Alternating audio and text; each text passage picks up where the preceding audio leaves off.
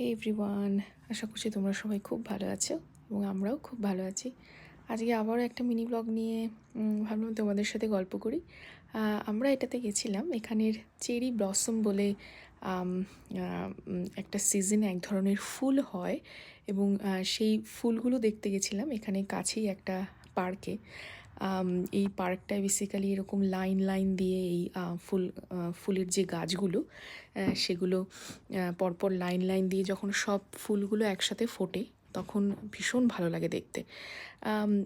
খুব মেঘলা ছিল দিনটা, এই জন্য ঠিক ফুলের কালার বা আহ, ফুলের যে পুরো থোকা ভাবটা বোঝা যাচ্ছে না, কিন্তু ফুলগুলো ভীষণ সুন্দর দেখতে। তবে এবারে আমাদের এখানের ওয়েদারটা একটা খুব একটা নর্মাল যেরকম হয় সেরকমটা না হওয়ার জন্য ফুলগুলো খুব ভালো করে ফোটেনি। তো আমরা ফ্লোরাকে নিয়ে গেছিলাম। ও দেখছিলাম উপর দিকে তাকিয়ে তাকিয়ে শুধু গাছগুলো দেখছে যে কী ঝুলছে গাছগুলোতে। আসলে ফুলগুলো আগে আসে, তারপরে ফুলগুলোই পাতা পাতা হয়ে যায়। তো যখন ওই ফুলগুলো আসে ঠিক মার্চ মাসের এন্ডে আসে এবং এপ্রিলের শুরুতেই আবার চলে যায়, পাতা ঝরে যায় এবং পাতা পাতা চলে আসে। তখন আমরা গেছিলাম, ভালোই লাগছিল, একটু ঠান্ডা ঠান্ডা ছিল।